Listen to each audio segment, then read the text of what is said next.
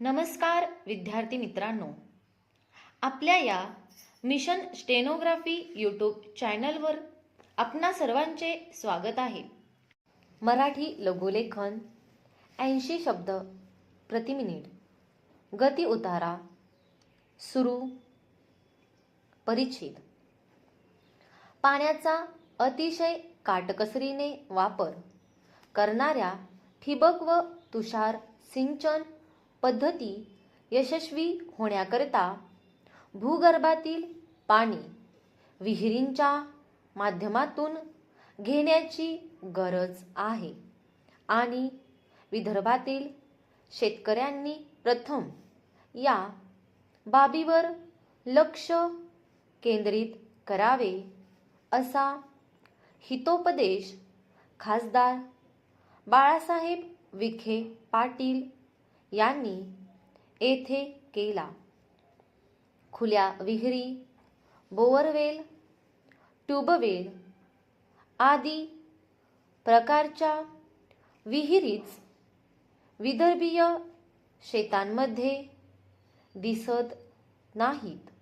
मग ठिबक व तुषार सिंचन कशाच्या भरवशावर करणार असा प्रश्न करून ते म्हणाले की आधी या विहिरी खोदल्या पाहिजेत, तरच नव्या तंत्राचा योग्य उपयोग करून घेता येईल. बांध असल्याशिवाय शेतीचे संरक्षण होऊ शकत नाही असे आपले स्पष्ट मत नोंदविताना खासदार विखे पाटील म्हणाले की पावसाचे पाणी शेतात अडवून जिरवण्याचा तो एकमेव मार्ग आहे.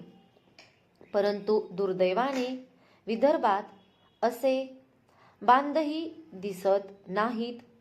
महाराष्ट्र राज्य सहकारी बँकेचे नागपूर प्रादेशिक मंडळ, विदर्भ विभागीय सहकारी बोर्ड व अकोला जिल्हा मध्यवर्ती सहकारी बँक यांच्या संयुक्त विद्यमाने आयोजित कोरडवाहू शेती व पाणी या विषयावरील विभागीय परिसंवादात प्रमुख पाहुणे म्हणून खासदार विखे पाटील बोलत होते. राज्य सहकारी बँकेचे अध्यक्ष शामराव कदम यावेळी अध्यक्षस्थानी होते. खासदार विखे पाटील पुढे म्हणाले की कोरडवाहू शेतकऱ्यांची स्थिती दुष्काळी भागातील शेतमजुरा इतकीच वाईट आहे.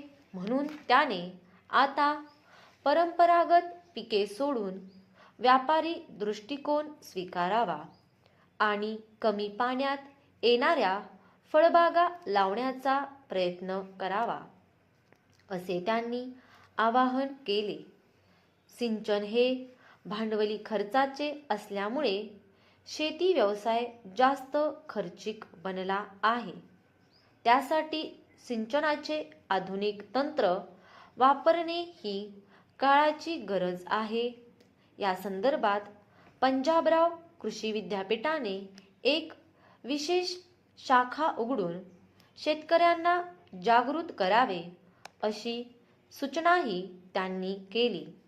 बारमाही आठमाही पाण्याचा वादाचा उल्लेख करून खासदार विखे पाटील म्हणाले की नेते लोक आता विभागाची भाषा बोलत आहेत, तरी देखील विदर्भाची जनता जागी होत नाही.